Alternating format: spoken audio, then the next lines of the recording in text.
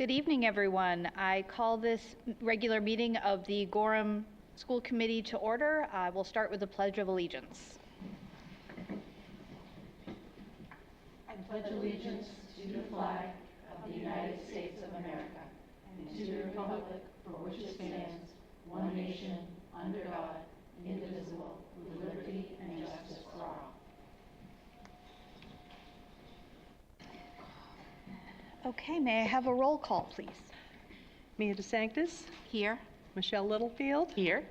Stuart McAllister. Here. Sarah Perkins. Here. Ann Schools. Jennifer Whitehead. Here. Nicole Yeo Fisher. Here. Thank you. Moving on to 1.3, approval of minutes of the regular meeting of June 12th, special meetings of June 12th, June 25th, July 24th, August 19th, and workshop meeting of August 28th, 2024. Motion to approve as presented. Second. Motion by Stuart, second by Michelle. Any discussion? All those in favor? 6-0. 2.0 administrative reports. 2.1 principal director.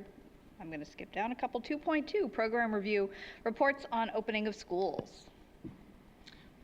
So this is our first regular school committee meeting of the year. And so we always traditionally open up our first regular school committee of the year with a presentation by each of the school's principals about how the opening went in their schools. I'm not sure if they've drawn straws or perhaps paper, rock, scissors. Don't all run up All at good? once. So who's first? Aaron. All right. So Mrs. Epler from Narragansett will start, and then they'll develop their order from there.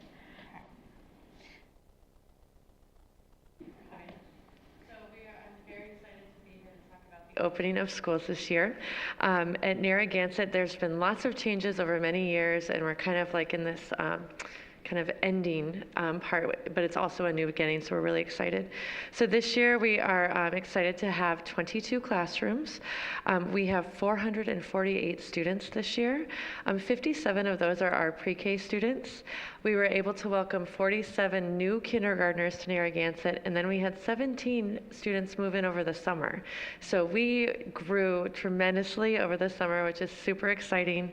As part of the rezoning last year that you all remember, we were able to add a 3rd grade class and a 5th grade class, as well as another autism class. So we're really excited to welcome those new teachers and staff to our building, which brings me to we have 14 new staff members at Narragansett. So it's been really fun getting to know everybody, and as everyone's settling in and trying to figure out how the copy machines work and all that, we have lots of support. Some of kind of the exciting things that have happened, we were able to finalize our pre-K playground, which we were able to revitalize it with some grant money. We had a ribbon cutting ceremony where we invited lots of folks, grown-ups, the stakeholders, the important folks, but most importantly, we had a lot of our pre-K students there playing. That was really fun. And then our 3rd and final modular building was completed. And I just have to give great big huge thanks to Norm and his team. All of that work, none of that could have happened without his team. The playground looks beautiful. We get so many compliments on it from community members and from staff members and students. And then the modulars, come on down anytime if you want to see them.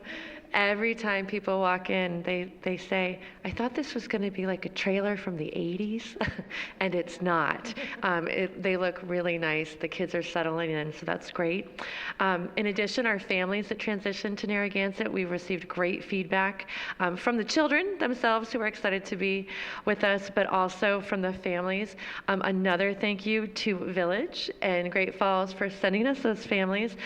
These students joined us with super strong skills, super strong positive attitudes, and I know that's because of the work that happens at our other elementary schools. This year, we're working on a few things that I just wanted to share. We are really, really excited to further develop students' literacy skills. So it's going to be reading. In addition to that, we're really focusing on fostering the love of learning, that true love of I just can't wait to get a book. So we have lots of exciting things planned for that. We're also engaged in refreshing our code code of conduct. So we have ideas for assemblies and recognition. So our students have always known the code of conduct really well. We're really focusing on getting their families kind of involved in the work that we're doing. In addition, our band, so you may or may not know that the 5th grade, they can start band, but the band directors in our district are amazing. And they are working together at the elementary level, middle school level, and the high school level to really create a band program. So we were able to host a band night where we had all 3 representatives, music teachers from all 3 schools. They came, they tooted their horns, they blew in their flute or whatever they do. I didn't do any of those things. I was a clarinet gal. But it was so exciting, and the kids, and those were all the elementary families were invited. So we had lots and lots of kids there. The organization that we rent instruments from, they showed up so kids were able to walk out the door with their instrument. It was amazing. So we're really excited to kind of build that kind of continuum from the elementary level. Finally, another goal that we're working on is growing our ILC, which is our the intercultural leadership cohort. It has been going strong for 4 years, but we've decided it's time to increase our visibility amongst our community, and then really just grow the members. So we're excited for that.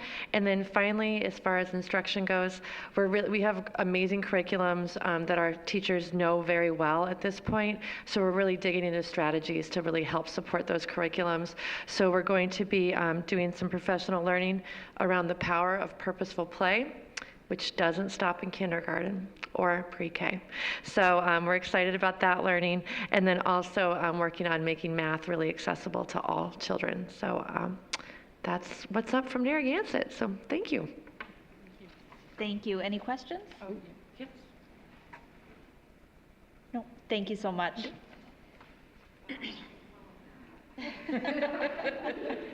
There's nothing unsaid. Good evening, everyone. I'm super excited to be here. Jody Mezzanotte, the principal at Village, and we welcomed 388 students into 20 classrooms this year and 11 new staff members this year. So it was a wonderful, wonderful start of the school year. I'd like to start with sharing our gratitude, expressing our gratitude on behalf of the Village school staff to our maintenance. First and foremost, there were a lot of just kind of little projects that came together nicely even a week before school opened, and I said to maintenance, can you do this just one more thing? And they actually made it happen, and they smiled when I asked them, and they were accepting. So it was just amazing. The custodians were also great. I mean, there are a lot of challenges at Village in the cleaning some spaces with the floors and such, but they really did a great job. And transportation, it was amazing. It was like it was the last day of school, and it ran that perfectly the first day of school. And I know that there's a lot that goes into transportation, and I know that wasn't easy, but boy, they did just such a great job. And then our parents, they came in and they did all the bulletin boards in the school. So we walked in and they created these wonderful bulletin boards, and we'll come back and do them again, which was really great.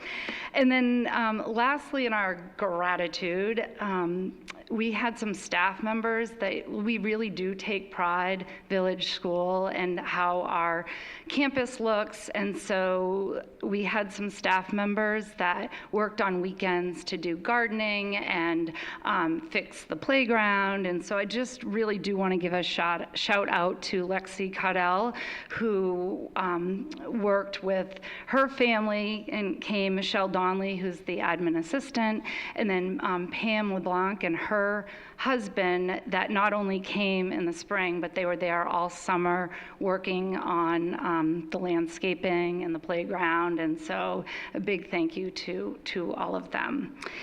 So our leadership retreat, I don't know how I'm going to follow all the things that you shared at Narragansett, but I'll give some highlights. We started our leadership retreat at the Ecology School, so we've been partnering with them. They've been supporting our work at Village School around place-based learning.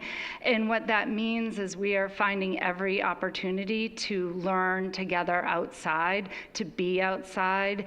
And the Ecology School has been a great support. So they hosted our leadership team this year, and we met all day in a yurt, which was so fun.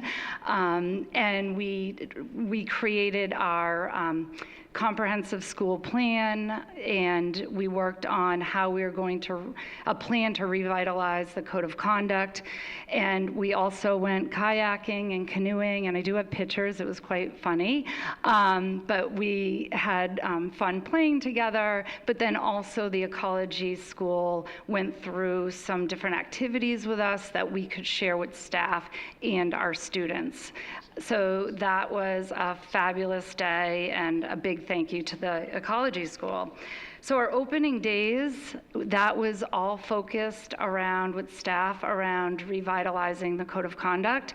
And the leadership team led us through a protocol that we identified what the code of conduct looks like, sounds like, feels like at Village School.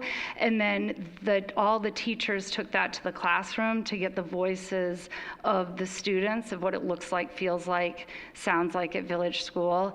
And certain locations like the hall and the bathroom and recess and the cafeteria. And next week, we're taking all of that information from the students, and we are identifying themes and creating rules or guidelines around these common spaces in how to help students with following the code of conduct.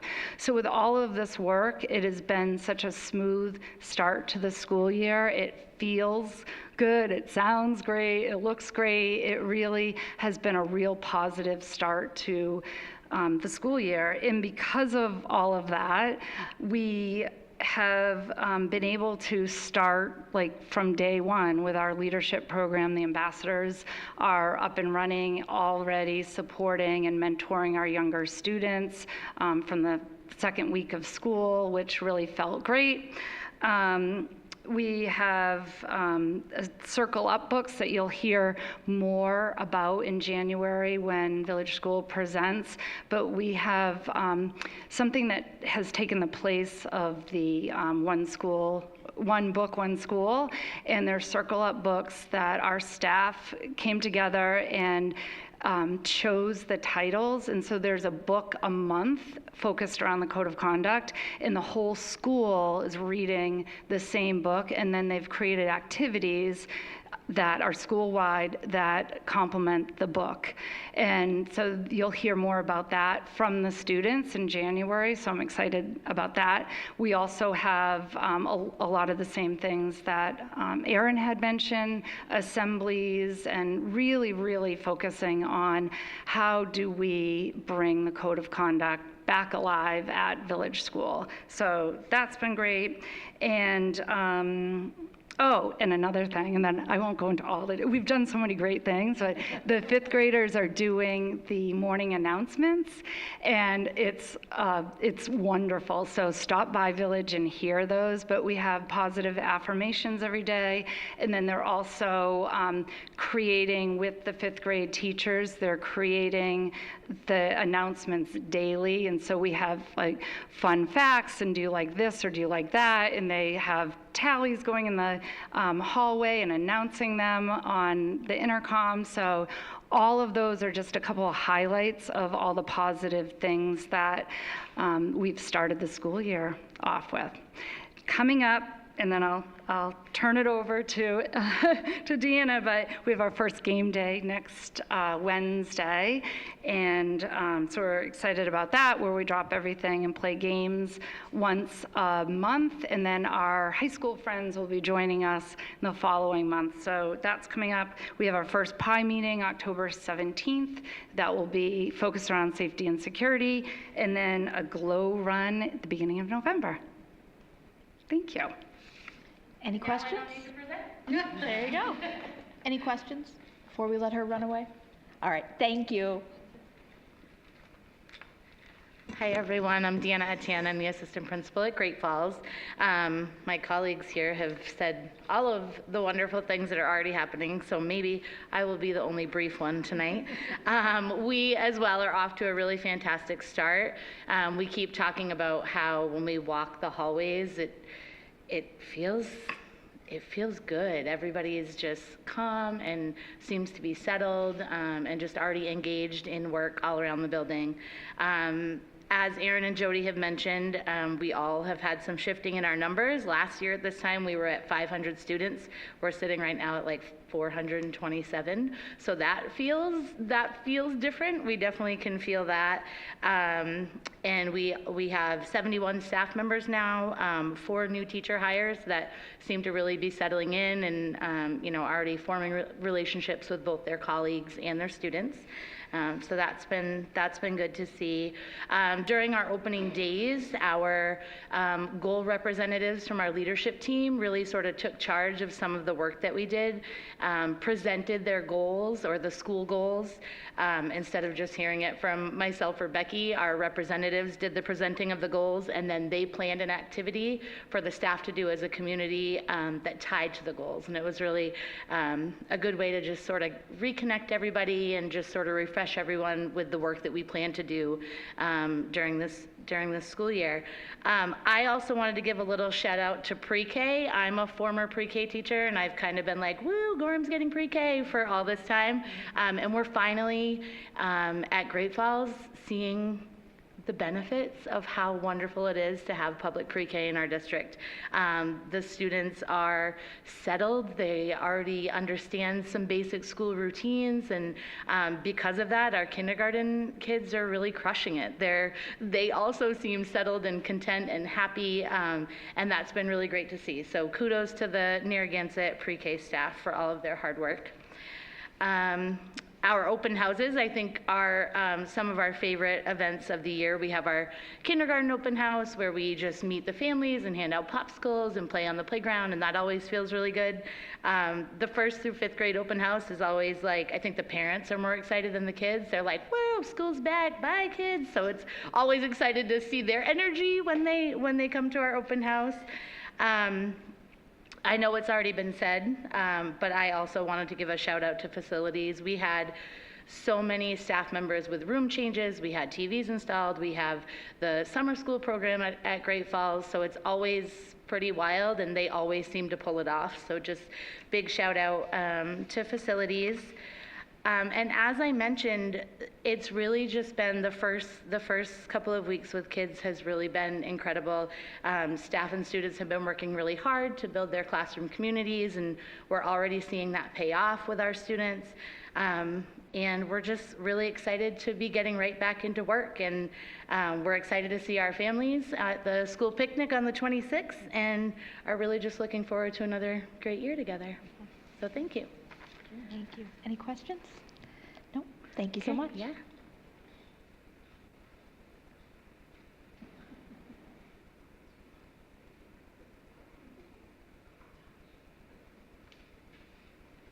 Okay, good evening.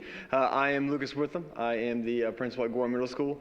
And I first, too, want to give a shout out to pre-K because I am coaching preschool soccer this year. And we had our first practice last Saturday. It was an hour, and I have never been as tired as I was after that hour. So just in general, shout out to preschool teachers, and I don't know how they do it. But this is my first year at Gorham Middle School as the principal, and we are right now at 720 students. We have 250 in the 6th grade, and we have 243 in the 8th grade. I also want to just take this time to give a quick shout out to just all of the elementary schools, because our 6th graders have come in, and they are just, magnificent. Ready to go. They know exactly what to do. During our behavior assemblies, I asked them, who knows the 5 words of the Code of Conduct, and every single hand shot up in the air. They were just excited to answer it and kind of be a part of, what we're doing at the middle school. And that doesn't happen by accident. That happens because there are really great intentional leaders and teachers at the elementary school. So thank you, elementary schools, for making my job and our job at the middle school easier. So thank you. But yeah, no, like I said, 720 this time last year. I think we were around 660, 670. So we've seen a lot of growth at the middle school. The coolest thing is that we are currently represented by 12 different first languages at the middle school, and 36 multilingual students, which is, again, that continues to increase. And that's one thing that we're focusing on this year as a staff is, as our multilingual students are uncomfortable being in a place where they, their first language isn't spoken, how can we also become uncomfortable as teachers and as leaders, maybe trying to learn their language and kind of focusing on professional development that way, so we can make sure that we are there for each and every kid. So that's been really cool to see, and just seeing all of the teachers get on board with that has really, really cool. Another big focus this year is that, I think I hear something. Okay. Is it? It's a light. Okay, that makes me feel better. Okay. Another big thing is, Gorham Middle School is a great school, and one thing we wanted to be really intentional in this year was celebrating students and celebrating staff. With celebrating students, obviously with the Code of Conduct refresh, we are making a big deal every time we see a kid go above and beyond when they represent one of those 5 words. And so we'll go in, we'll have some type of little trinket or prize or whatever it may be, interrupt the learning, and make a big deal in front of their peers if they're okay with it. And we get the whole class to clap it up for, whoever. We talk about what this student did right, we clap it up, and the joy on these kids' face just to be recognized for something very, very small has been really, really cool to see. But we're just emphasizing it that way every single day. And if we continue to do that and talk about why it's important, we think we're going to reap the benefits. And the other thing is that we're celebrating staff. We're going to be getting a buoy pretty soon once we find one or once we buy one. And what that's going to represent is when we see a staff member doing something really, really cool, keeping us afloat, keeping us safe, and keeping us heading in the direction that we are going in, we're going to make a big deal for staff. And we're going to go in and we're going to celebrate them just like we're going to celebrate the students. Have everybody clap it up for them, and they'll get to keep the buoy for a week or whatever it may be. So we're having fun, and we're making sure that we're focusing on really solidifying our grade level PLCs this year to make sure that we're focusing on the literacy and the math and continue to move forward that way. Other than that, it's business as usual at the middle school. It's a really great place. The culture, the climate is something that, again, has over the years, people have been intentional about creating that and strengthening that, and I'm just really, really happy to be a part of it. So that's kind of where we're at right now. Thank you. Any questions? No? If anybody has a lead on a buoy. Thank you. Yeah. Stuart. Really quick comment. I like your use of the word intentional.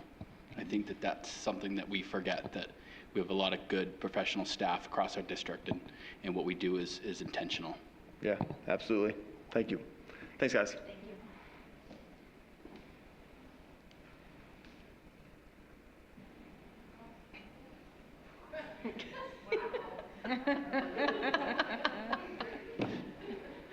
Hi, everybody. I'm Brian Jonder. I'm the principal of the high school, and yes, I brought guests and props. Before I turn it over to the guests, who you certainly want to listen to more than me, I do want to say that we have 3 fishermen at the high school, John Catarina, Aaron Landry, and Chris Crosby, and I bet they have buoys for you. So tomorrow, we'll see what we can do to help out the middle school. I really want to begin by introducing our student council to you, and this is not the whole student council, but a representative group of our student council. One of the highlights for me every year is on freshman day when our student council gives up a day off. We invite the 9th graders, but 10th through 12th, their last day to sleep in, and yet these folks come in and they welcome our 9th graders. And this year, I've never seen it. It's sort of, they were out and about and walking kids to class. I saw them taking the place of teachers giving tours, and so we're really excited to have these leaders with us this year, and they're going to introduce themselves and tell you a little bit about who they are and what they do and some plans they have for the year. So I think, is President Bolio up first? All you. Hi, I'm Bree, Gorham High School Student Council President. I'm a senior, and I just joined Student Council because I think there's a lot of students in our school that have opinions and have voices, and I just really want them to be heard. So that's why I joined Student Council, and I just want to thank you for inviting me here. I'm super pleased to be here. Student council is a group of students, and we have an advisor, which unfortunately couldn't make it today, but she's amazing. Her name is Rachel Grady. Student council, or what we call as StuCo, we work to create a positive and healthy school structure with events that include everyone. So my student council officers that are standing with me today are going to talk about our freshman day, which Mr. Jandro just said too, and our goals for this year and our upcoming homecoming event. So I will now hand over the mic to Emily Beal. Hi, I'm Emily, and I'm the senior. I'm the vice president of the student council. Like Mr. Jandro said, I'm going to discuss how the freshman day went. So as usual, we hosted a freshman day, and it was a big success. Some of the things we did included giving tours, being available to answer questions, and offering a welcoming environment to all of the new students. We hope that we made an impact on all of their first days and that we were helpful, or at least made things a little easier for them. And so far, I think it's been pretty successful having them in school. So here's Brooke with our goals. Hi, I'm Brooke. I'm a senior this year, and I'm Secretary of Student Council. I'm going to talk about some goals that we have this year. We are planning to be more involved in the community, not only just the school. We're going to talk more about that together, hopefully, soon. Another thing is advisories. We want to make more like games and opportunities for kids so we stay in our advisories, because including myself, I like to leave and go hang out with my friends in their advisories, which kind of stinks, but so we would like to work on that and have some more activities to work on that. And yeah, I'd like to invite Ava. Hi, I'm Ava. I'm also a senior, and I'm the treasurer of Student Council. One big inclusive fundraising event that we do at Student Council every year is we hold the homecoming dance, and every year there's a pep rally that goes along with the homecoming dance to help kind of raise school spirit. But we've noticed that a lot of people don't really get to engage and participate in the pep rallies, so we're coming up with a new plan this year to try to have an activity fair in place of the pep rally, where everyone gets to pick an activity to do instead of just watching other people do things, to try and get more people like engaged and like raise the school spirit with everyone. And the carnival theme homecoming would have activities and events also. So at the homecoming dance, if like dancing isn't someone's favorite thing, they can be included by doing fun things outside as well. So those are our plans for homecoming. I'm going to invite Bree back up to close. Last but not least, I just want to thank you again for having us. Thank you so much. Any questions for this group? No? I will just say thank you for representing Gorham. You're doing an amazing job. Thank you. Thank you.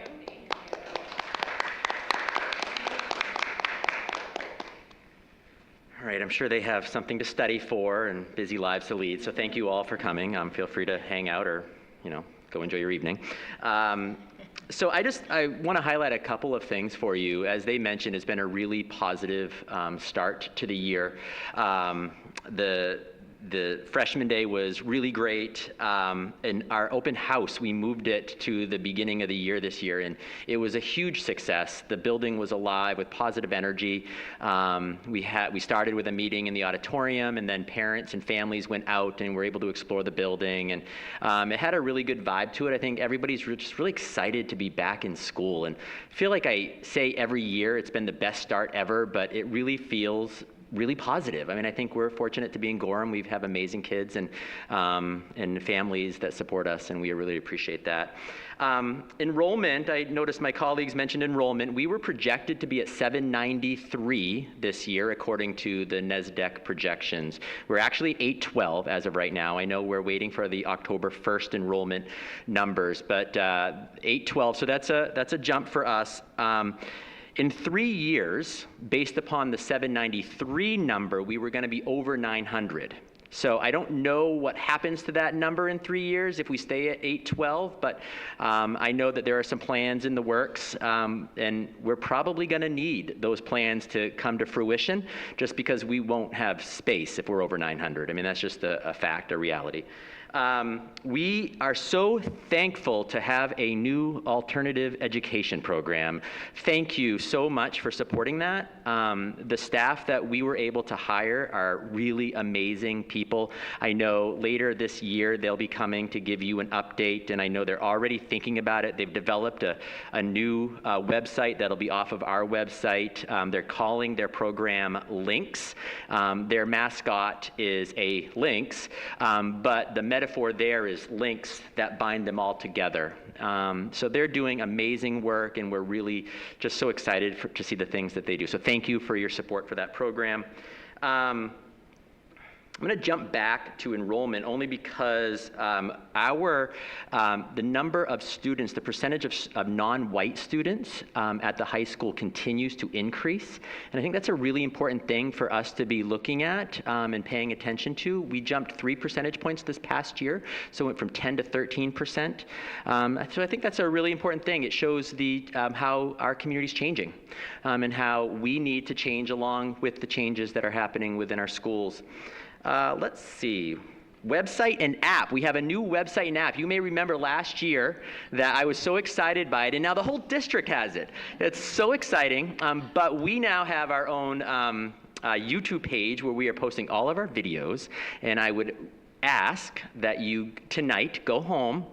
You know, you want something exciting to look forward to, go home and go on our YouTube page and check out our new GHS Creates video. 3 years ago, we started an initiative that we called GHS Creates. Oh, you're all looking right now. Oh, I just did that. That's the teacher. That's bad teaching. All right, so I haven't even posted it yet. I realize I gotta go post it now so that you can see it. So you gotta wait till you get home. Yeah, the rule of teaching, as they all know, is you never tell people. Yeah, okay. So anyway, when you get home, go check this out. GHS Creates. We're really proud of the innovative spirit that exists at Gorham High School through the use of technology, but really a whole variety of other ways to have our students to create really meaningful projects, meaningful for themselves, but also meaningful for their peers, their community. We know that they need to be able to communicate using technology to make sure that their messages can be shared with people who they work with, who they study with. So we're really excited by that. And in fact, we have worked so hard for this over the last 2 years that we are excited to announce, and this is the unveiling. You get to have the unveiling.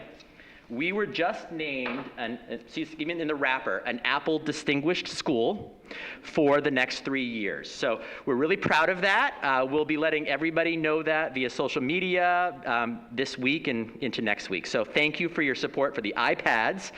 We wouldn't have been able to do this without those great tools that allow our students to create amazing products. And I'll end with the fact that we had a big NEASC year last year, and we got our feedback, and I think I'm going to have the opportunity to come and update you all on that. But based upon that feedback, we have 4 overarching goals this year at the high school, and I really want you to know about them. One is that we are going to continue to implement alternative structures so that all of our students can be able to access their learning and succeed at high levels. We want to embed, we want to embed the vision of a graduate into our curriculum, our instruction and assessment. So the vision of a graduate for us is really it's our mission, it's our clear and effective communicator. What's the Guiding principles. Thank you, the guiding principles. And so we want to be able to embed those in all of our curriculum. Differentiation, relevance, and rigor is our 3rd big goal. And then the code of conduct, which you've heard my colleagues mention, is our 4th big goal. And I will end by giving a congratulations to Amelia, who I just heard is going to be Elizabeth Proctor in this year's fall play. So please come see it on November 8th, November 9th, and November 10th at the high school. Thank you, everybody. Any questions? Any questions? I just have a quick comment. So I was going over your administrative report and happened to read the summer newsletter. Now, I do not yet have a high schooler, but that newsletter was amazing. And I feel like for anybody whose child is going into high school, there's a lot of moving pieces and a lot of things to think about. And I would have been very assured as a parent, given everything you put in there, to have them start the school year in a great place. So Thank you. kudos to you and your team. That was Thank great. you. Thanks. Thank you so much. Thank you. You are all welcome to stay. You do not have to stay. Norm, sorry, you do have to stay.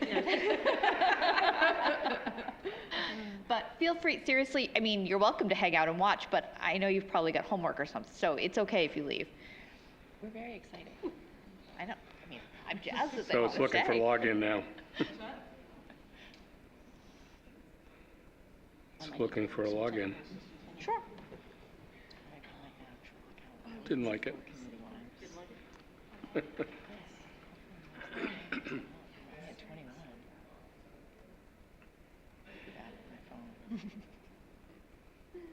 you go, and then that's right there, and then just go to slideshow and present. Slideshow. Yep, so click on that, and then there you go. Very good. All right, take it away. Yeah, good evening.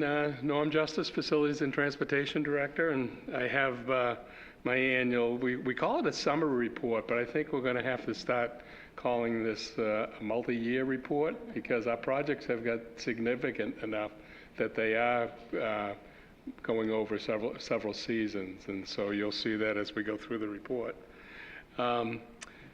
I did want to highlight some of the, Jody spoke to this, but as a district, we try to spruce up our gardens this year, so the entrances and all were inviting to the school. One of the, of course, Erin mentioned the pre-K playground. That actually culminated over several years, too. We had an incredible committee on the pre-K, a subcommittee, that was focused on the design elements they wanted to see in the pre-K playground. And we brought in landscape architect from Sebago Technics and Margot that did a phenomenal job capturing what their ideas were. And they really wanted a lot of natural elements in the playground. And so I know most of you, many of you were at the ribbon cutting and stuff, so we were very pleased with the outcome of it. And that's one of my favorite elements, the hollow log. That's actually a concrete structure, but again, Margot did a great job in capturing the idea of the committee for all these natural elements there. So that was completed this summer. The modular complex, that's actually phase 4 of the modulars. And we built out that site. That actually started last summer also. The modulars themselves weren't delivered until thereabouts December. Typically in the past, I've GC'd these projects. We decided to actually put this out as an entire bid package, and we were very fortunate to have Great Falls Builders as the general contractor. Their team was phenomenal to work with. The units come as a box pretty much, and they need to be finished primarily on the interior. The site work was completed by Grondins. You just see in the picture of the east side of it. Wanted to be neighborly with abutters there, and we added a stockade fence because the access road came pretty close to their property. As you get into the buildings, as I said, they're pretty much a box. Great Falls was responsible for finishing, bringing the sprinkler, electrical, lighting, ceilings, all the flooring and the casework. I give a shout out to the maintenance crew. We put a lot on them every year, and on these modulars, they do all the fit up, and so all the bulletin boards, whiteboards, monitors and stuff, that's all done by the maintenance crew to get these buildings, and all the furnishings assembly. So they were pretty busy this summer just on that project and other projects throughout the district. At Narragansett, we in the SIPs, we had 2 rooms, 8 and 10 at Narragansett, that needed their bathrooms modified and a quiet space added. So we've added those. Again, that was through the work of Great Falls. Of course, the handicap bathrooms and actually have room for adults to assist students in there and changing tables if needed and stuff. So that was a nice addition to Narragansett. I think as you all know, in the SIPS budget, we put in, I think it was $75,000 for painting this year. No pun intended, but that's a drop in the bucket of what we need. But what we did this year is we focused actually on the exterior. I apologize to Quentin because he's been after me for years to get some exterior doors painted at the middle school. We did that this year, but Narragansett is one of the few buildings with much exterior painting that needed. So all the gable ends got painted. The shed there is part of the pre-K playground. The canopy and the front of Narragansett was in pretty rough shape, and so those all got painted and rehabbed. You'll notice the main entrance doors, I didn't, in my pictures here, haven't shared a before and after, but those were a set of doors. So we took, and you'll see some before and after pictures throughout the district. It was unbelievable what some of these look like. So we were glad to have that funding to be able to at least spruce up the exterior. We did Narragansett Village, middle school and high school, almost all the exterior doors in those facilities this year.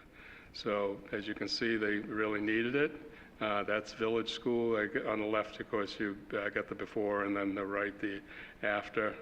Again, a couple more from Village. This was the one at the middle school. One of the things we've experienced over the years is that these doors, they peel pretty substantially, particularly when they're exposed to the sunlight. And what we've found is that the darker colors don't hold up well. So we've gone to a lighter neutral color across the district just to keep it consistent. And then the high school.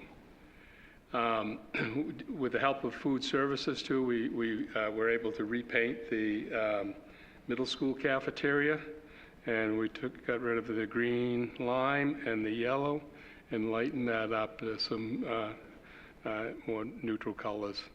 And as you can see, the yellow in these other walls and the maroon went away, and we've lightened those up. So that was thanks to food services and their help and their budget on that. Just another minor project there, but I just included this just as a reminder. I think in my SIPs I've requested some for Great Falls. This is the actually middle school basketball courts. We have so many items out there that just are getting overlooked and we need funding for. But Steve Pratt, my foreman, tackled this to get this completed, so we at least have some preventative maintenance going on. Another item at the middle school, not a big item, but of course you get pavement that's breaking up. This was access to the main boiler room. We took and pulled that sidewalk out and finished and added some paving. And then the staff primary entrance on the right, that picture there is the before, obviously. It was very difficult to maintain during the winter. And so we expanded the pavement and improved that access to that building there. The high school, as I said, these are multi-year projects, and anyone going by the high school project this summer probably were able to see cranes active at that facility. I think at least once or twice a week we had cranes lifting equipment on or off the roof or in and out of mechanical rooms. As you all know, the big project there was the HVAC. That was actually started last year, and a lot of the work that happened over last summer. Going into this summer, we were not guaranteed that we were going to be able to get this completed for opening a school. We knew that just obtaining equipment and staffing it well enough. I can't say enough about our partners with Johnson and Jordan. I know I always say this to Heather, we always go through, and I walk through at the beginning of the year and just wondering if we're gonna make it. And this was truly a very close year. So we're very fortunate to have pulled that off. I know this is a little sausage making, but in facilities, we take a lot of pride in the mechanical systems because that's what really keeps buildings healthy and safe. These are old air handlers. There's actually two air handlers per system. One is a makeup air, one is exhaust. Just a crane removing the old. Of course, there was a lot of sequencing that went on with this. You can't imagine, but the picture on the left is the number of exhaust fans. All those got replaced over the last 2 years. And the picture on the right is the condensing unit that was really giving us problems to the auditorium.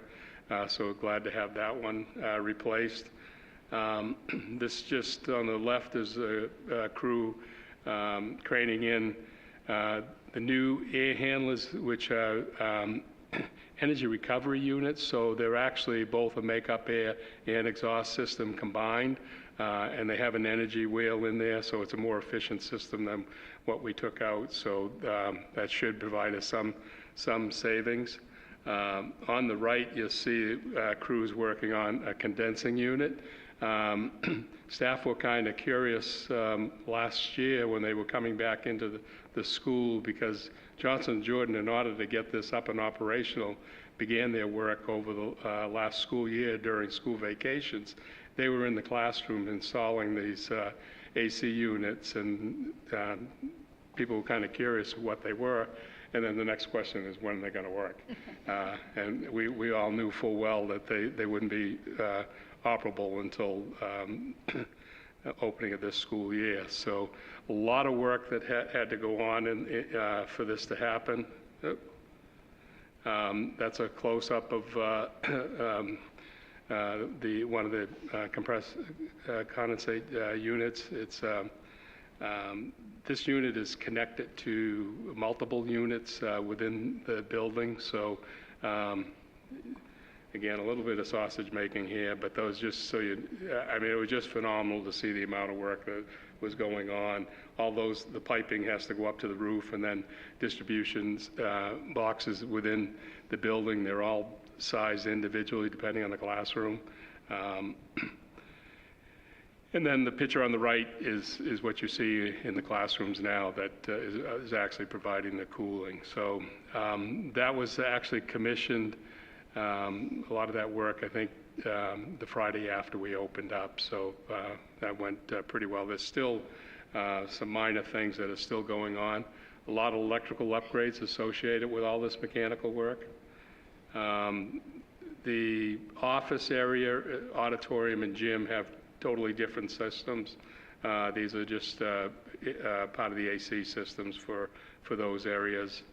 And big mechanical rooms for the auditorium, office area, gymnasium, that's all brand new equipment. So,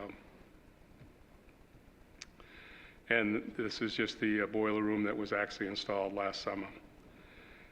Again, I'd like to just shout out to all the contractors, particularly Johnson & Jordan's, Collins Electric, Collins Automation. Those are the three primary folks that we work with in terms of the mechanical installation. Great Falls Construction and Grondins, all were great partners on the Narragansett project, and of course Sebago Technics. Benchmark, I can't say enough about their work this summer. We had a lot of obstacles, as you heard from the other administrators, a lot of obstacles put in their way, and they still were able to get those buildings cleaned and floors finished, and really did a nice job. Transportation, I can't come up here without just speaking briefly about transportation. Judy and Barbara did phenomenal work. They worked closely with the secretaries and assistants, particularly at the primary schools, to get those routes done. And they work a lot. I know at the primary schools, they're out there twisting arms from parents to get us that data that we need. Bus drivers have usually returned for their in-service training, and we're still modifying their trip data and aren't able to print it until the very last minute because there's a lot of stuff. And with the attendance zone changes, everything went quite smooth. The opening of school was just phenomenal with transportation. So I can't get here without reminding folks we are still in need of bus drivers. I think we'll always be. $28 per hour for part-time drivers, and we're still offering a $2,000 hiring bonus and training. We pay to learn. When I was putting my slideshow together on doors and stuff that we had refinished, I took this picture, and what stood out to me most, though, was one of the projects that we had before the Town Council for bonding this year. And it's just, I mean, it's just, I could get a lot of that, but the village school in particular, as you can see, there's a lot of hazards out there. And so, as I kept quoting Will Rogers, when we find ourselves in a hole, let's stop digging. And we're still digging. So. Any questions? All right. Thank you so much, Norm. You're welcome. All right. When they go up next. And moving on to 2.5 program review report on new AI guidelines. Thank you, and thank you to all the administrators who now should be going home at this point in time, please. Thank you. I'll take over with a couple of presentations myself. So the next piece I wanted to share, mostly to the school committee and also to those members of the public that might be watching tonight. I know that one big topic that is certainly buzzing out there as schools reopen and has been talked about and discussed quite a bit in the spring of last year was around the impact of artificial intelligence on schools. And so I just wanted to share with the school committee that at this point in time, this is just an ever-changing environment, very quickly moving, and we don't feel as though it's ready for like a policy level discussion just yet.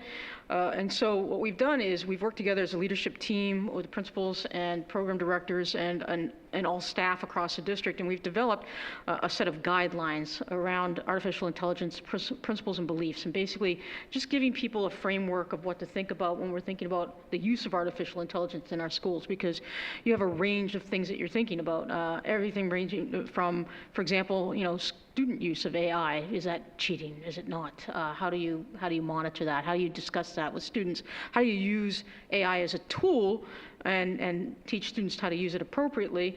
And those are all really good questions that we're struggling with right now, and in a good way.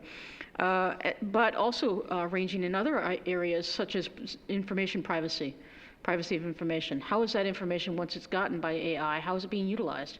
And is that safe for students? So internet, cyber kind of safety types of issues as well. So the range of issues around AI is quite wide.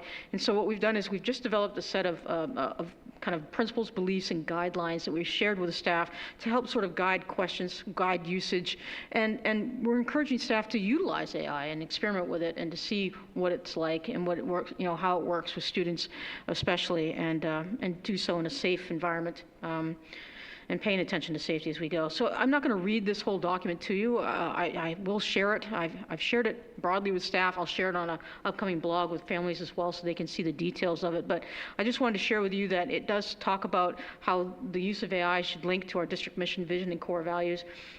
Again, it's a tool that needs to be utilized within the larger framework of our mission, our vision, our guiding beliefs, our code of conduct, those kinds of things. And so we don't see AI as something that is separate, but it needs to be embedded in and utilized within those frameworks as well. So that's important.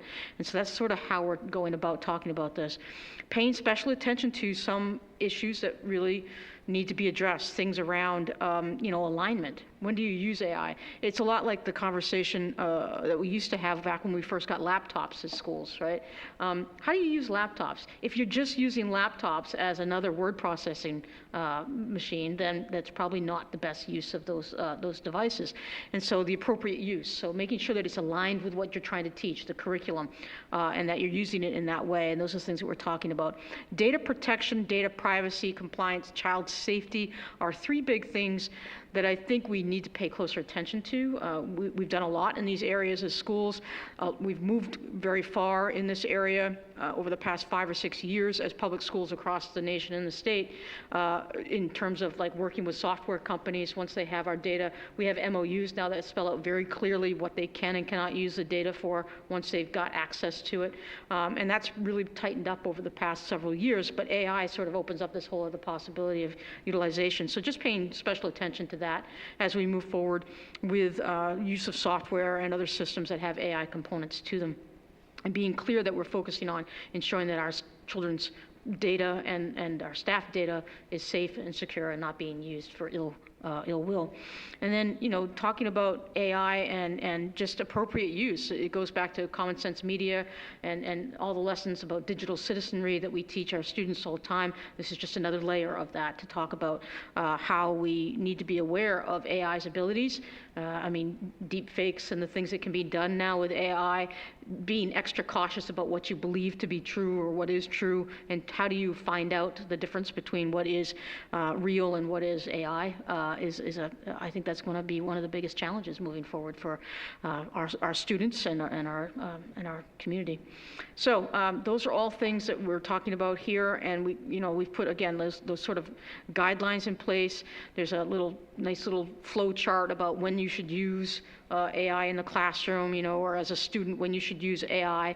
I love the flow chart that's in here. It talks about over on the far right-hand side or far left-hand side, can you use AI to get started on an assignment? You absolutely can. It's a great way to get ideas flowing and working with things. Over on the other side of that paper, though, do you use AI to fully complete an assignment for me? No, that's not appropriate use of AI. So just helping to put the frameworks and the discussion in the right place for people to be able to talk about the use of AI and its appropriate use in our classrooms. So that document exists, and that's probably going to be the extent of my discussion with it tonight. I certainly would open up to questions if anybody has any.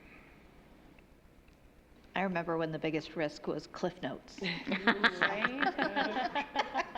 Anybody have any questions?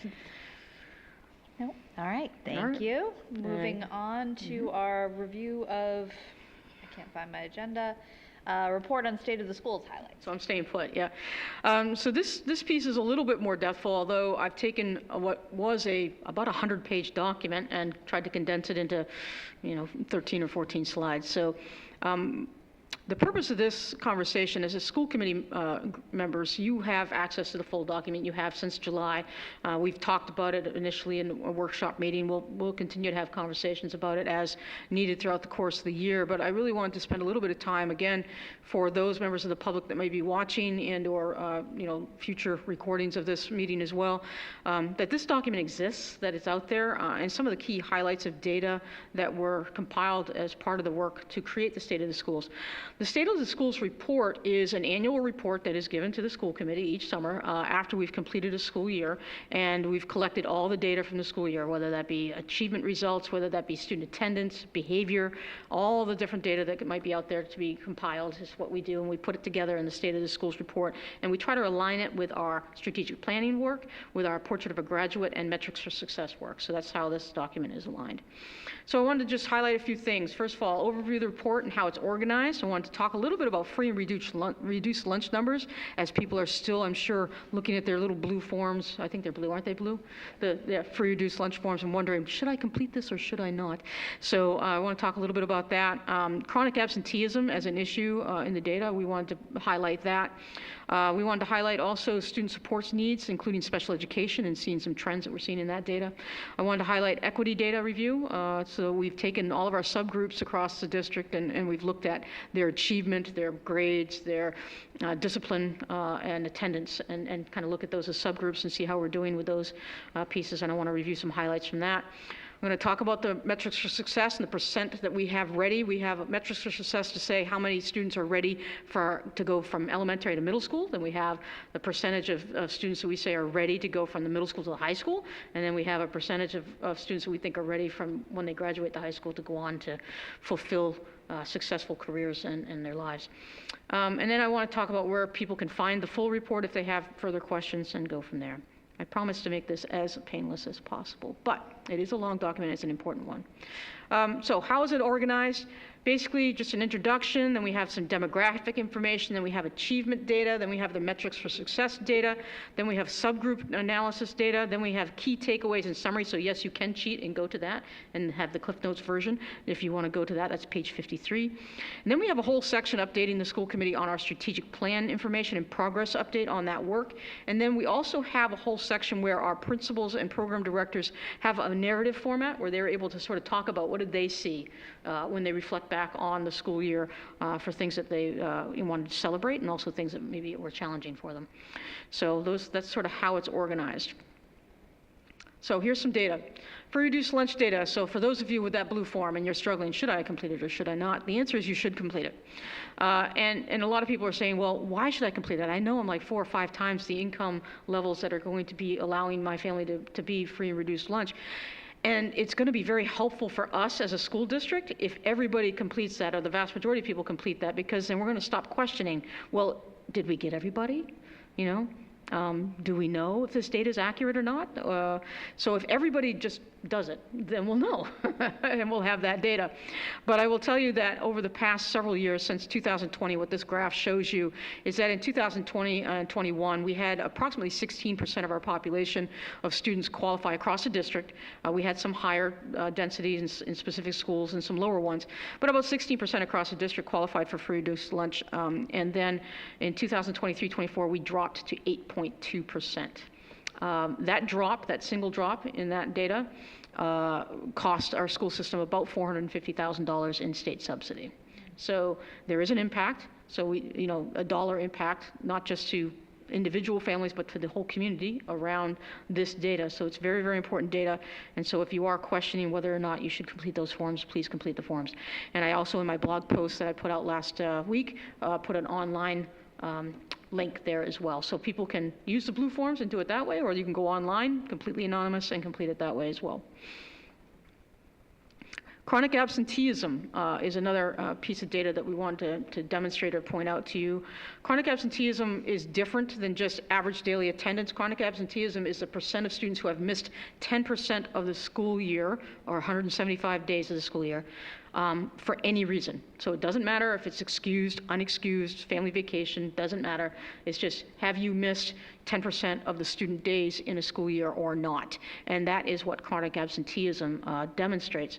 When you look at the graph on the left-hand side of this slide, you can see by school the data for the past 4 years. You can see that for most of our schools, the height of chronic absenteeism was last school year, in that 2022-23 school year, so 2 school years before us, where we are now. That was just post-pandemic. We were still struggling with some of the issues associated with the pandemic. Since that time, or actually well before then, we started really focusing on chronic absenteeism and trying to encourage and send messaging about the importance of attendance in our schools. And we've made some good progress in most of our school settings. You will see, though, that there was a bit of an increase at the high school level over the past year, and that's concerning. That high school's well aware of it, and they're working on communication and trying to do things that make it more clear to folks about the importance of attendance. So that's just, it's a key indicator for student success. There's lots of research out there to demonstrate the link between attendance and, grades, or attendance and achievement, or attendance and ability to go on to post-secondary institutions and different things. So attendance is really, really important. So just if I can emphasize that, that's good. Student support services, this is also another interesting graph that we can look at. What you see on the left-hand side for the graph there is 3 consecutive years. You can look at 21, 22, 22, 23, and then 23, 24. in terms of the numbers of students that are receiving support in the areas listed. So that far left one is RTI. The next one over is 504. The middle one is special education. The next one is multilingual services. And then the final one over on the right-hand side is gifted and talented. I'll draw your attention to two of these. There's a lot that you can do here, and you can spend a lot of time. We could spend lots and lots of time on all this data. But I'd like to draw the attention to two of these ones, which is RTI. You do see a slight decrease in the percent overall of students receiving RTI services between the most current 2023-24 year and the previous year in 22-23. However, what's not seen there, and it's difficult to see, is that within that slight decrease in the overall population, we saw a significant increase in the number of students receiving Tier 2 interventions. So Tier 2 interventions, Tier 1 is in the classroom. Those are interventions that are conducted within the regular classroom. Tier 2 it can be a little push-in the classroom as well, but it also could be some of our learning labs as a way to get at some of the needs there. We're seeing that Tier 2 population significantly increase at the same time that one of the impacts that we're seeing with our substitute shortage is that unfortunately we're drawing or having to draw from our learning labs, their ed techs and their teachers often to cover classrooms because we don't have substitutes, and therefore the students that need to have the Tier 2 services don't always get the Tier 2 services. And so that's going to become a problem, and where you're going to see that data pop up as a problem is in that middle chart, which is the second one I want to point out, in special education. The whole purpose, not the whole purpose, but the very big purpose of RTI programs is to try to make sure that students are getting the services early and often in a way that prevents them from eventually perhaps needing special education services, which is a far more costly service to provide. So what we're seeing in special education is it's an overall, that's a very clear trend line going up. We've moved from about just under 15, it's like 14% in 2021-22, to now we're about 16, 17% in that area as of last year, and that number continues to grow. And that has budgetary implications that we've talked about at length, but I think that's an important one to see and to demonstrate as well. So a lot of people still question why, if our overall student populations remain sort of consistent and the same, why are our costs continuing to increase? Well, that would be one of the reasons of many that we could talk about.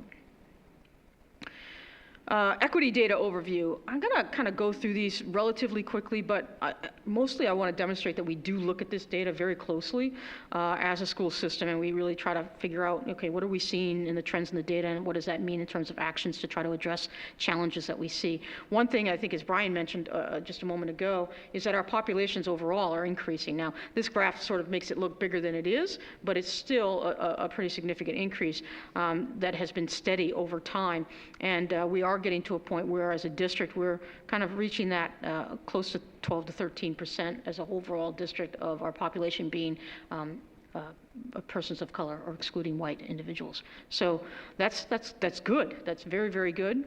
It does present a whole other set of challenges as well, though, around work with inclusion and equity, and also work with multilingual families and how we're addressing different languages that are being used in our schools. This one is taking a look at the high school and looking at achievement trends.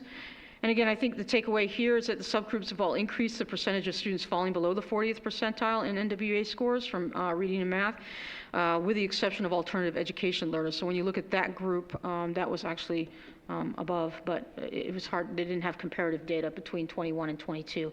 And this is a little bit lagging in the data because we have to wait for the full school years to end before we can collect this data and actually look at it. So, but we are seeing some increases, some decreases, and again, we do look at, what does this mean? If we're saying that, for example, specialized services, which is, I think, a theme that you'll see cut across all of this, that our students that are receiving specialized services are not doing as well academically. They may be having more disciplinary issues, and perhaps their attendance is lower than our general population.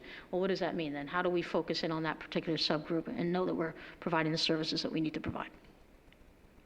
Again, I'm going to kind of scream through these pretty quick, but the middle school, again, looked at these kind of things. All subgroups scored overwhelmingly in the 31st percentile or above, other than the SES subgroups, and SES is the disadvantaged population in this case. So that's one that stuck out in the achievement data for the middle school.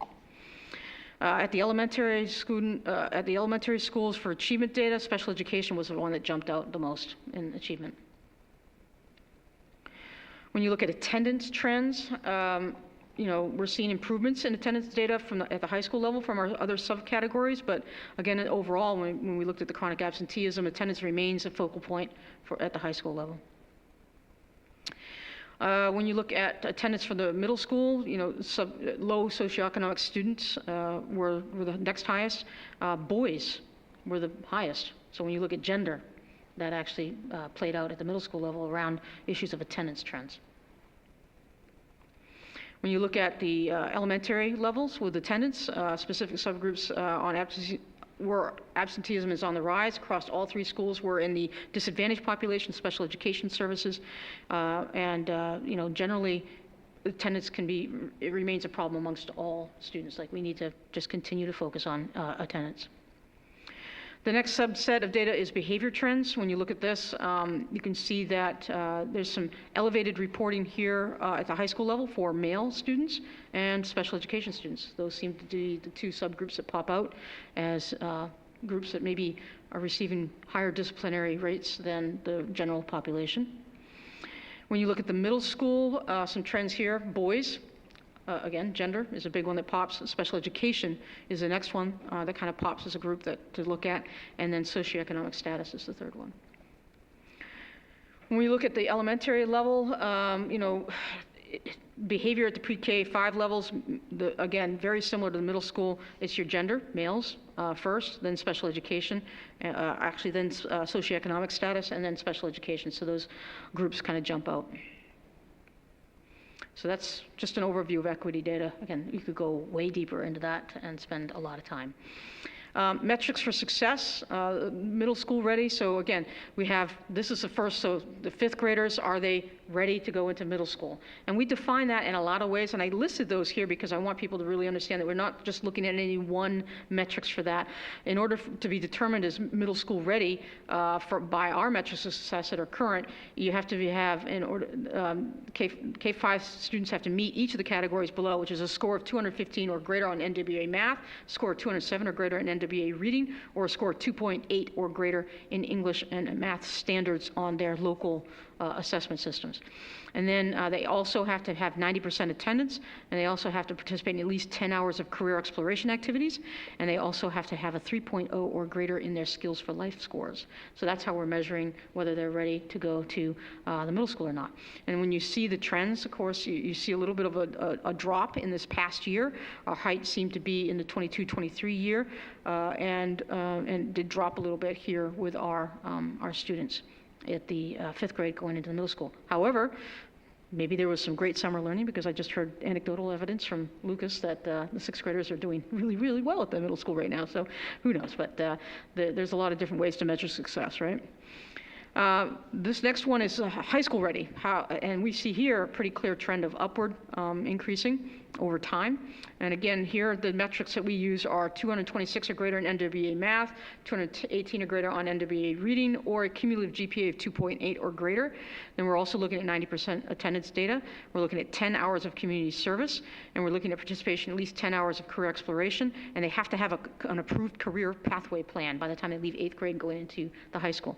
And so that is what you're seeing for the percentage there for students that are meeting those marks.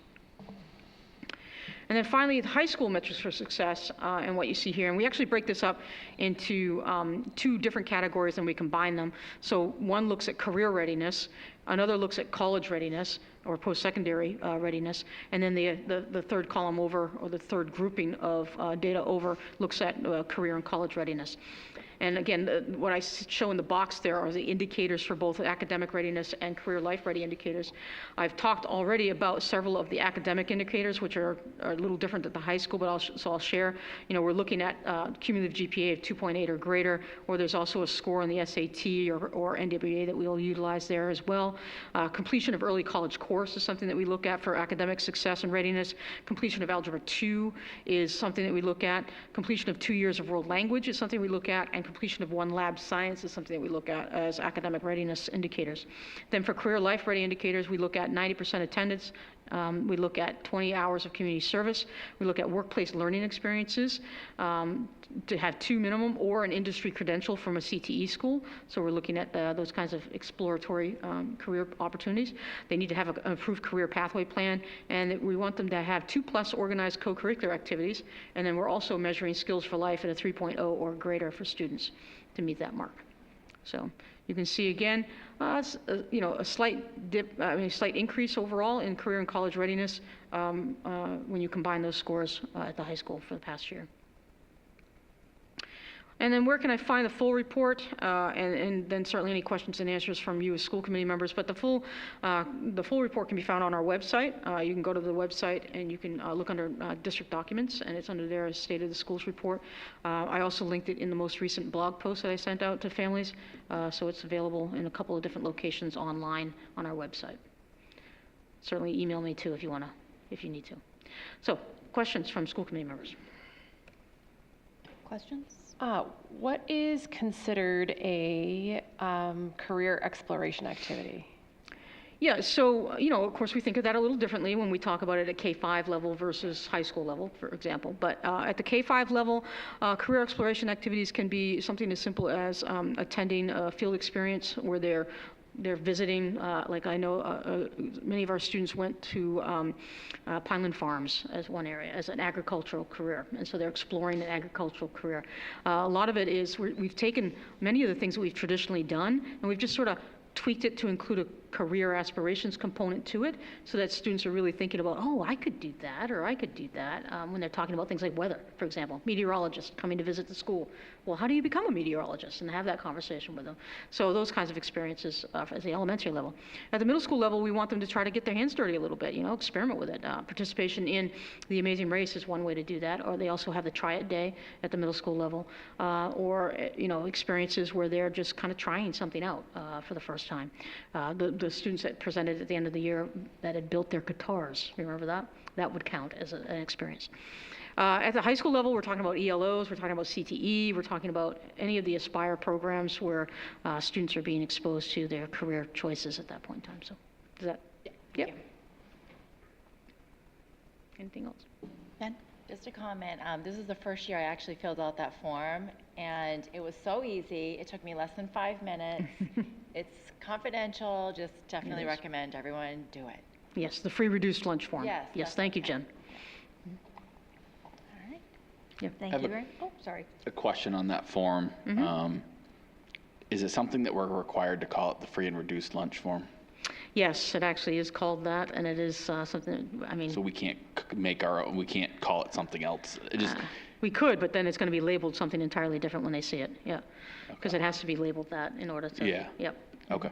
Yep. The other thing I want to mention is, so if you use the papers, you got to fill out 2 of them, but when I did it online, it lets you pick multiple students, so you're literally just doing it one time. Yeah. Yep. Yeah, the online version is it's pretty easy. slick. Yep.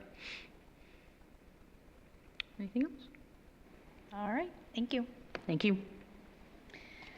Okay, moving on to 3.0 communications, 3.1 public comment. Is there any member of the public wishing to make comment? Hello. Hey, everybody. Hi there. Kelly DeVoe, Herrick Road. I really am a resident. So I just wanted to take a couple of minutes to note first and foremost that 23 years ago today, I was sitting in room 210 in South Portland High School. I was drinking my coffee and trying to stay awake because I had just come back from a very long road trip back from New York City. And I got a call on a, at the time, not super ubiquitous cell phone while I was monitoring a freshman study hall. And I was told that there was a plane that hit a tower in New York. And we had just left that night. And I got somebody out of guidance to watch the study hall, and I ran down to Jean Crocker, and those of us in education know into her office, who was the principal at the time, and said, Jeannie, we've got to turn on the TV. There's something going on.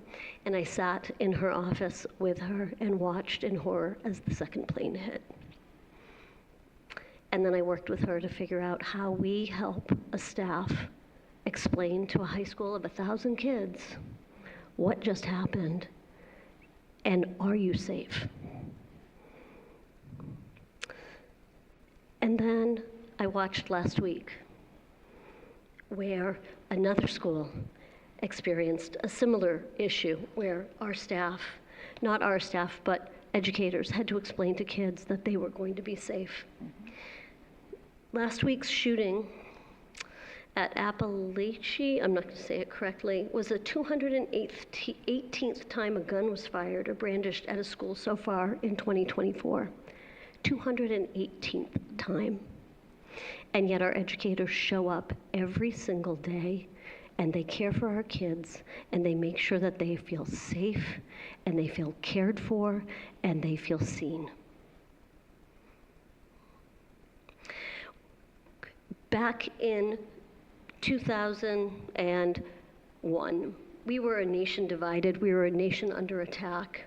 And once again, in 2024, I would allege that we are both again. And once again, schools are holding up the hopes and the very fabric of our society. And we owe a huge debt of gratitude to our educators who are lifting up our kids and keeping them safe and loved every day. As Nicole noted, we had excellent communications from the high school, and I will speak. I was hoping that the student council kiddos would stick around, but God bless them, they don't need to, because I want them to know that one of my kids is one of the class of 2028, and the way that they felt welcomed and cared for by their peers, not just the staff, but by their peers, meant everything. And I have to say, as a mom of 3 kids, I've dropped them off at high school, first day of high school, many, many years. I've been the principal accepting those kids on those first day of high school for almost 30 years. But dropping the last one off for the last first day of high school, that hits differently. And yet, through the tears, I knew I dropped my kid off in a place where they were going to be cared for, where they were going to be challenged, where they were going to be accepted. And it was the hardest thing ever because I had to pull the tears in until she got out of the car and walked off. Then I cried a little bit, or a lot. But I want to say thank you, because our school district does an amazing job of making sure that our kids are cared for, that they're safe, that they're challenged, and that they're appreciated. Even on opening day for the high school, somebody commented to me, hey, your oldest, who is a senior in college, how's he doing? Tell him I said hi. Tell him I wish him the best. He's gone. Like, he doesn't even live in my house right now, which we're all grateful for. But they remember him, and they remember he's mine, and they remember that he's amazing. So thank you, Gorham School Department, and thank you for the amazing job that you're doing. And I ask that our community remember this when it's time to vote, when it's time to support the asks of our district. Remember that these are the people who are taking care of our babies. So thank you. Thank you. Is there any other member of the public wishing to make comment? Seeing none, we'll move on to 3.2 student school committee members. Starting off, we have fall sports, which have officially started, so make sure to keep an eye out for the game dates and come out to support our players. Second of all, we had auditions for this year's fall play, The Crucible, which took place on Monday, and the show dates will be in November, so I urge all of you to come out. And picture day for staff and students was held on Friday the 6th. And looking ahead into April of 2026, Gorham High School will be taking students to South Africa and Europe to immerse themselves in a cultural and historic experience.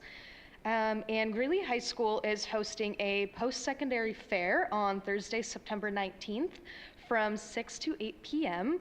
And the event will take place in their gym, and you can reach Melissa Fowler with any questions.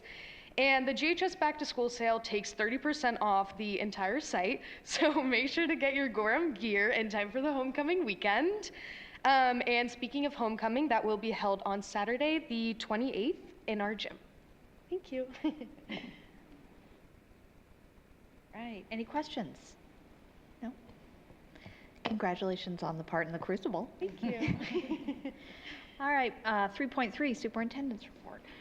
Yeah, so I wanted to start off just by giving a quick rundown of where we are with enrollments. I know that you heard some of the individuals from the principals speak, but just to hear it all at once helps to sometimes solidify it. So when we're looking at Narragansett Elementary School, you know, we're looking at right now, again, this is not official October 1 count, it can change a little bit, but it's about 390 or so students at that school, 388 students at the Village School, about 427 students at Great Falls. 719, which is just a little off of what Lucas said, but we're close, right? So there's some moving targets as we're going here, but still, that's a lot of students at the middle school, and about 818 students at the high school. All told, and this is not including pre-K. So when you heard the Narragansett number, that's why it's lower than what Aaron said. Aaron included pre-K. I did not. Not including pre-K, we're at 2,742 students in the district right now, which is it's actually very close to what the projections were from NESDEC as a whole. We saw some swings in individual grade levels up and down from what NESDEC had predicted, but as a whole, we're pretty close to the actual overall total. So that's where we are at this point in time. Again, in your mind, if you want to take that 2742 number and add 57 to it, that's where you've got your pre-K students. So anyway, I wanted to update folks on enrollment as a general rule of thumb, and I will share the October 1 formal enrollments when we get them. This time of year, we also focus in on having accurate counting of staffing across the district. Each and every staff member has to be uploaded to the state. I just want to give a kudos to, you know, talk about all the work that goes on behind the scenes for Norm and maintenance and all the work in transportation. And people forget to think about what's all the work that goes on behind the scenes for the business operations of the school as well. And Rhonda, next to me here to my right, has a huge part in uploading information to the state for our staffing, which has direct impacts on our funding from the state in the form of subsidy. And so just a huge amount of work that goes on each fall when it comes to student reporting and also when it comes to staff reporting through NEO. And that is not fun dealing with the state reporting system. So I wanted to take a moment and say thank you to Rhonda for that work. Auditors have completed their preliminary audit of our FY24 books, and things are looking good overall. They are here this week, actually working with the town on their portion of the audit. We suspect that that's going to hopefully go more quickly than it has in years past. We will see. I will certainly keep my fingers crossed, but it's been smooth to this point for our audit process. I did want to remind folks that the Town Council on September 3rd approved placing 2 referendum questions on the ballot to request funding for a total of 3 capital projects for the schools. One question will ask voters to approve a bond of $9.5 million roughly for the cafeteria expansion and module expansion phase 1, as well as for an HVAC replacement at Narragansett Elementary School. The second question will ask voters to approve a bond of about $2.5 million to rebuild the tennis courts at a new site at the middle school. Both questions will be on the November 5th ballot.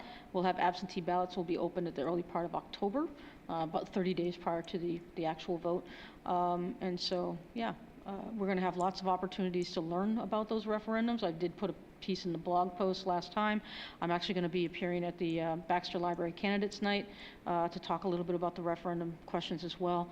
And there's going to be a lot of information that we'll be putting out there in between now and then. So I encourage people to learn about and gather information about those projects, and then before you go to the polls and hopefully vote. We want lots of people to vote, and I suspect we will have lots of people voting in the fall elections this year, so that'll be good.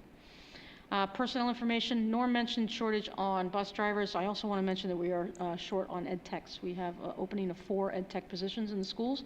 So I will be hopefully going through some different social media posts and trying to stir up some interest in those pieces as well. But we do have 4 openings in the schools for educational technicians, and we have at least a couple bus driving full-time positions open for that as well.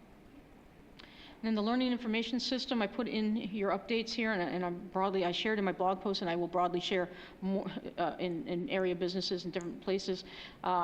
We are looking for folks to volunteer for the Anti-Racism and Equity Committee. This is an important committee that meets every year, has done some really incredible work in our school system, and we're just re-recruiting. Every year we try to bring in some new people that are interested in the conversation. And so it's open to that at this point in time. So if anybody's interested, please email me, and you can go to the blog post to learn a little bit more about that. And that is all I have to highlight. Awesome. Any questions? All right, thank you. Moving on to 3.4 School Committee. We'll start with Jen. Okay, I always think, why didn't I prepare a statement? But I just gotta say, I was so overwhelmed with all the wonderful things we heard tonight, what's going on in the schools, and I just want to thank everyone. And I'm going to forget people if I start listing out teachers, ed tech. I mean, there's just so many people that make our school system so great and just come together and make this happen every school year. And I'm so proud to be a member of our community with the school system that we have. It's really tremendous. So thank you to everyone who shows up day after day and does this hard work and meaningful, wonderful work. Yeah. Thank you. Mia? Just a shout out and congrats to all the schools on their successful open houses. There's already obviously a lot of great things that are happening in all of the schools. Welcome to all new staff members. We have lots of new Gorham Rams. One in particular is the adult ed director, Bridget Kahn. I just wanted to point out on her administrative report, there's a lot of exciting programming things that she's got coming up. And to sign up now for anyone that would like to participate in the any fall enrichment programs. There's a lot of really fun looking programs there as well. One thing that is sort of personal for me, and I wanted to point out, Heather mentioned it repeatedly in the Status of Schools report, is the importance of attending school. I was one of those students that was chronically absent throughout middle school and high school, and it had a very negative impact on my my learning. So I just, even from a very young age, I think it's important to instill into your family dynamic that it's very important to go to school. In each one of the schools, there is an attendance oversight committee, so there are staff members there that are available to help. So please, if you're a parent watching or a student and you know that you need just a little extra help getting your child to school, and that includes being there on time. Those couple extra minutes in the morning make a big difference, especially, you know, once you're walking into a classroom that's already been settled, it's awful hard to be the one that is walking in and all eyes are on you. So that's it. Thank you. Nicole? Yeah, similar to Mia and Jen, I want to recognize our leadership teams, our teachers, our staff, facilities, bus drivers, the nutrition staff. I say this as a committee member and as a parent that there's a lot of work that goes into the beginning of a school year, even before students show up to that building, that need to be done, and that work does not go unnoticed. So just a huge thank you to everybody. And I say that with a sixth grader and a third grader who has, you know, they keep wanting to go back, and that's the great part. Another shout out I just want to do to our athletic staff and Tim Spear.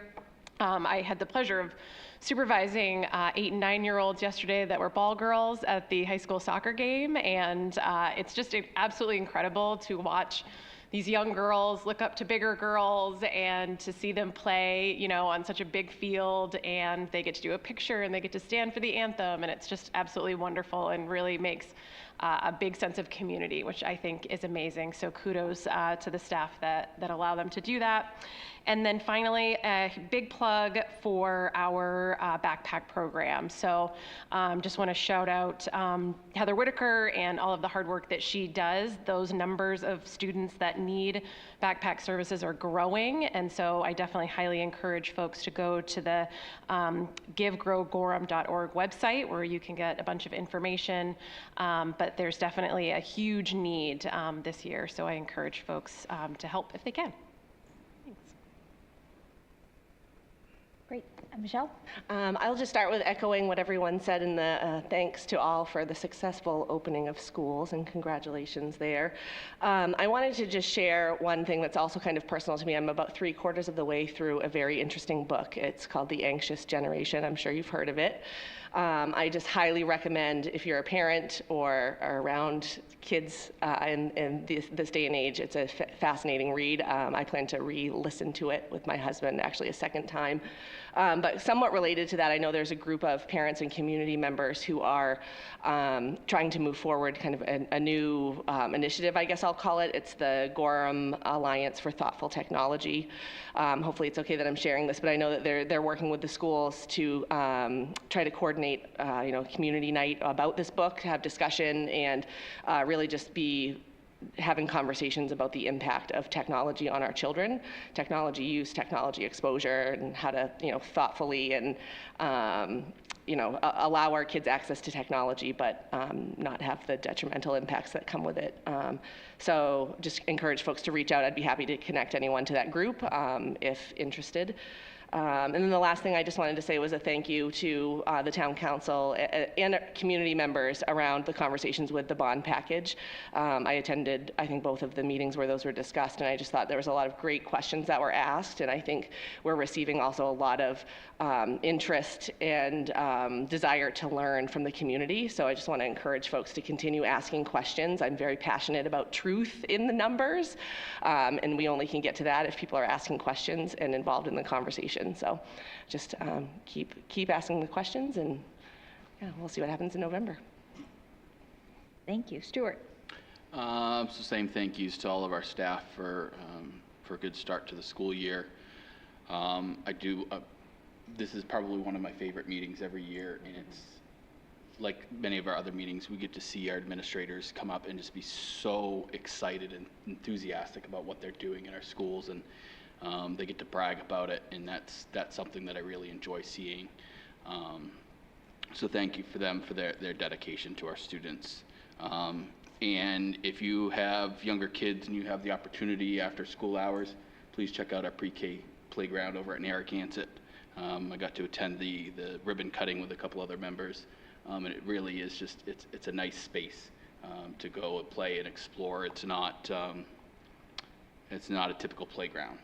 It's nice. There's a lot going on there. So check that out if you get a chance. That's all I have. Wonderful. I really can't add anything to what all of you have said, so thank you for doing that for me. You could add this one. I could add that, oh yes, I will just echo what Michelle said about the Anxious Generation and add that there is an online book club that, yes, deadline to set up to sign up is the 15th, and it will be taking place 3 evenings in October, which will be determined from 6 to 7 p.m. via Zoom. So that is available on blog post, and I've seen it floating around Facebook. So great. And moving on, 4.0 school committee standing and special committees. 4.1 finance and facilities. Stuart. So we met previously on August 28th, and we reviewed so one of the items that came up in our audit that comes up every year is outstanding checks. So we reviewed that process just to remind the finance committee of what that involves and the work that's going into keeping us as up to date as possible on that. We received an update on the Munis implementation, and for the school committee members, payroll is the last kind of big chunk of that implementation, and that has gone very successful with that implementation, and is starting to really see the benefits of all the work that they've gone through. So a big thank you to the business office and all the time that they put into making that go as smoothly as possible, because there's a lot more above and beyond their normal duties that had to happen in order for this to work out. And then we spent some time looking over the regular financials. And our next meeting is going to be September 25th. Nope, Sorry, October 2nd. October 2nd at 6 o'clock. And that's going to be at the location of our workshop. Where's our workshop this year? Oh, yeah, October. what's that? Narragansett is the first one. Narragansett. So it'll be October 2nd at 6 o'clock at Narragansett for that next finance facilities meeting. Wonderful. Any questions for Stuart?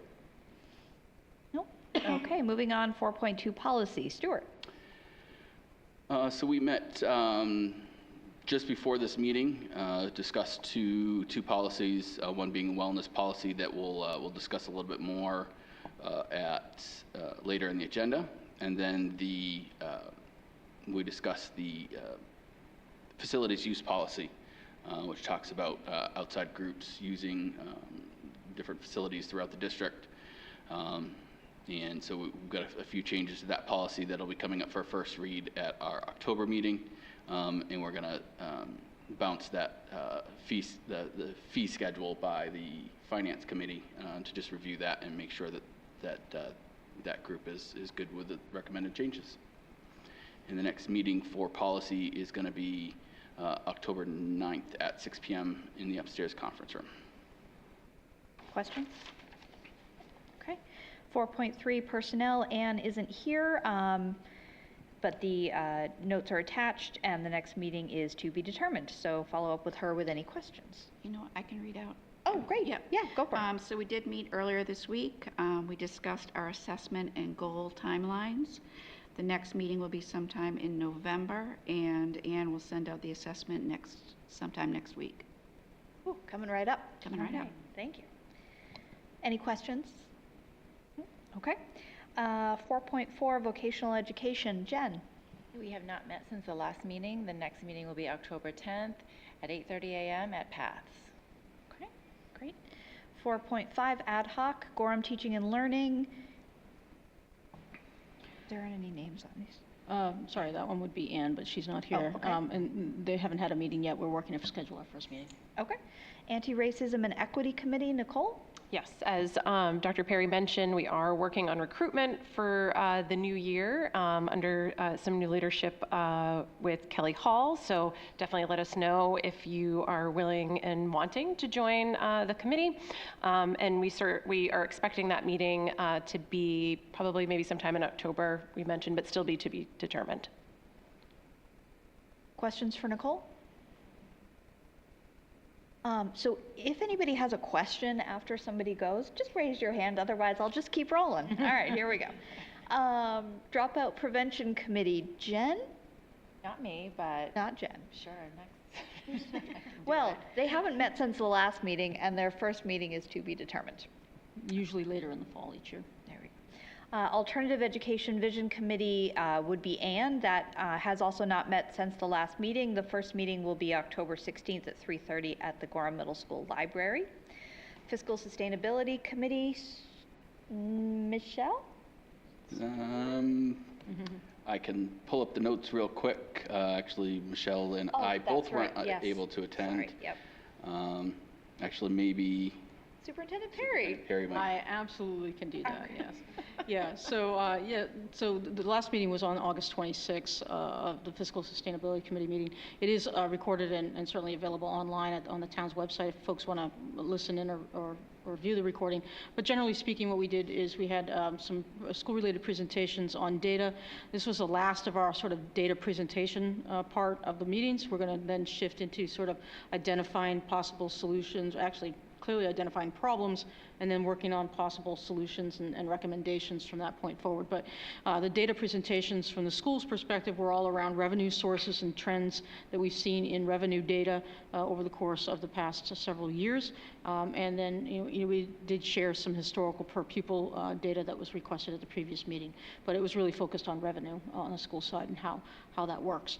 The town presentation was also on revenue, so they really spent a lot of time talking about the sources of revenue that the town has, They have many, many more sources of revenue than we have. However, certainly our expenses are far greater at the school than the town, so it's an interesting dichotomy. They also have a tool called TIFs that we don't have available to us.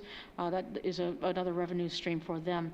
And they talked a little bit about the current town budget and some historical trends as well in the data that was presented. Again, that was the last of the data focus presentations, and really we're going to shift into the whole problem solving and identification mode at our next meeting, which is on the 23rd of September. Thank you. Moving on to unfinished business, 5.1, consideration and action on the proposed school committee 2024-2025 meeting schedule. Superintendent Perry. Yes, certainly. So we talked at our workshop meeting about the schedule. I did make the adjustments as were suggested at that time. Those major adjustments were that we were looking to move the policy committee meeting after the November elections to the same night as the finance and workshop meetings, just to try to kind of duplicate a little bit and reduce the number of evenings out for folks that might cut across some of those. We did make that adjustment in the schedule. We also made an adjustment for adding a slot that is yet to be determined. I'm still working with Ephraim and the town to try to identify a date in the month of December, which is not an easy task, for us to have that workshop meeting that similar to what we did last year, where it's more of an introductory conversation, an initial conversation with the town council about budget. So that seemed to work really well last year, so that was added as well. But other than that, I think all those adjustments were made and it's ready to be approved, with the understanding, of course, that as the year moves, changes might occur, but this gives us a solid picture of the whole year. Would anybody like to make that motion?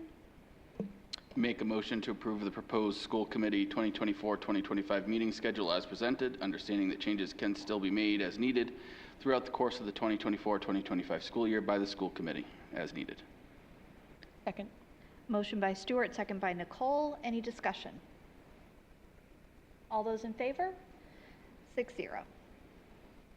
5.2, consideration and action on the proposed superintendent's 2024-2025 goals. Yeah, so again, we discussed these at the last workshop meeting.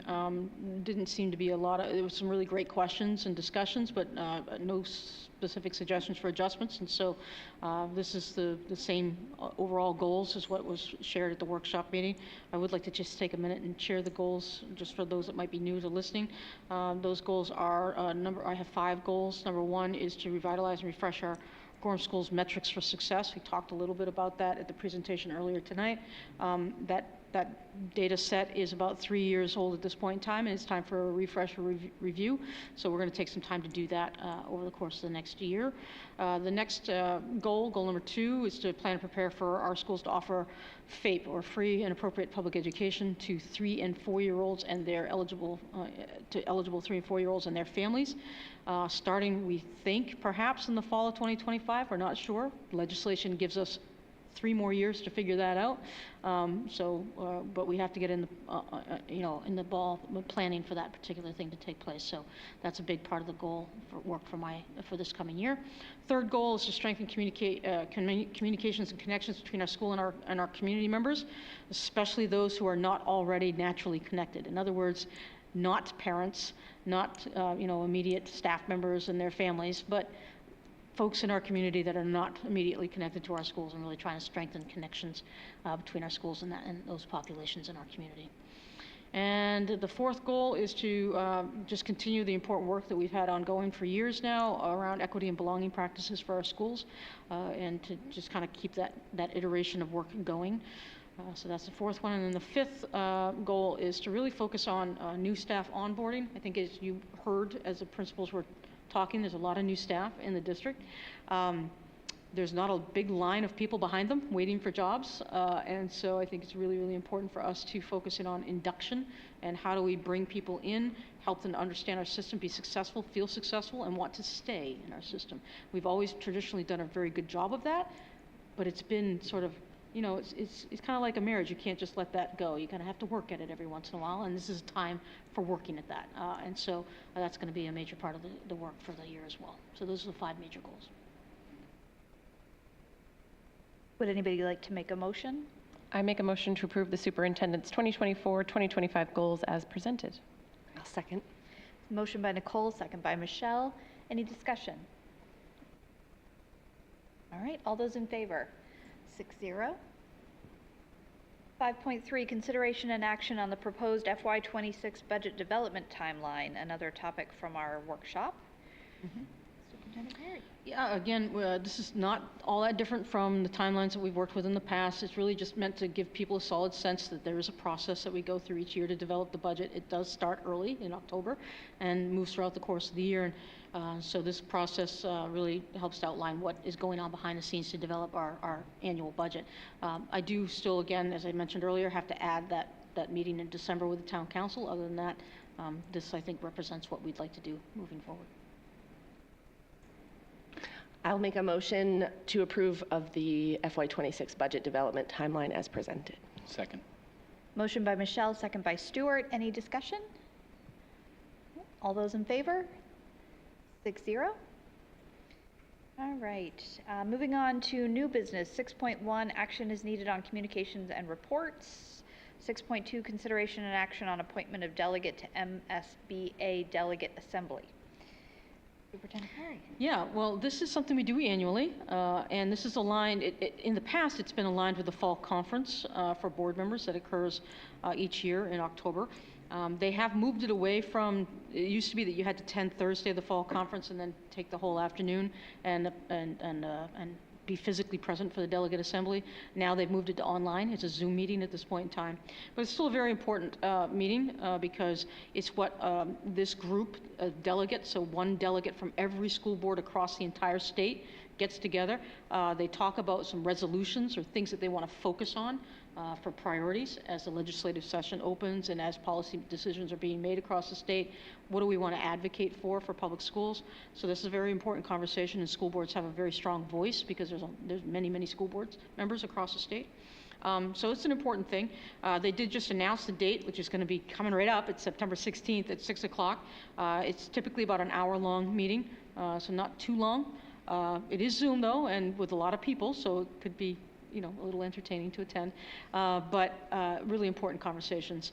So I'm seeking somebody has to be actually nominated and elected by the school committee to attend this in order to have the authority to represent the school committee at this meeting.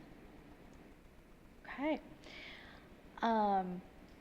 So I am available and willing to attend. However, I certainly don't want to hold anybody else back if there's somebody else who has interest in attending and being the delegate. Don't all raise your hands at once. I make a motion to approve the nomination of Sarah Perkins to serve as a delegate representing the Gorham School Committee at the upcoming MSBA Delegate Assembly. Very nice. Second.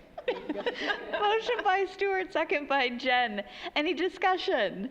All those in... Thank you. Oh. Michelle kind of raised her hand there. So Are you sure you don't? Nope, good. Okay. Oh, okay. Yep. Thanks, though, Jen. All those in favor? 6-0. Thank you, Sarah. I would like to take a minute, though, and just make sure that you all are aware that there is the fall conference. It's on the October 24th and 25th. You all are able to attend if you're interested in attending. Very interesting. It's very, very informative. They have really good clinics for board members to understand some of the really important things that are happening across the state. So if you can attend and you want to learn, this is a great place to learn. Really good legal advice, too, that's not, it's free of charge, basically. So if you're interested in attending, reach out to Rhonda, and she can get you registered. And don't they send out beforehand all the different clinics. So you can look at the topics that they're doing if you're interested in them. Yeah. Thank you. Thank you. All right, 6.3, first reading of the wellness policy. Stuart? All right, so this one is a little bit of a fast track. So I'll let the superintendent explain the reason for that, and then I will overview the changes to the policy. Sounds good. Yeah, absolutely. So the reason this is a little bit of a fast track is that we are going through the process for preparing for a state audit of our school nutrition program, and it's done every 5 years. And the last time it was done, we did have a request to update our wellness policy. And then, of course, COVID hit very shortly after that. We kind of lost track of a little bit of the work. So this particular piece is something that's required, and it's a piece that's involving marketing and different things. So there's language that the federal government requires to be in this policy in order for us to be eligible for participation in the school nutrition program at the state and federal level. So that is why this is sort of being fast-tracked, because our audit is coming up at the end of, it's going to start the end of this month and go into the month of October. All right, and so a lot of the changes center around advertising in our schools, and it's just making sure that the stuff that we are, the foods that we're advertising fall in line with the foods that we are allowed to offer students, that they're following it's the USDA Smart Snack Standards. But so there's standards for the foods that we can offer in our schools, both through vending machines and school lunches, and making sure that advertisement for different brands also lines up with what we're allowed to actually serve. Yeah.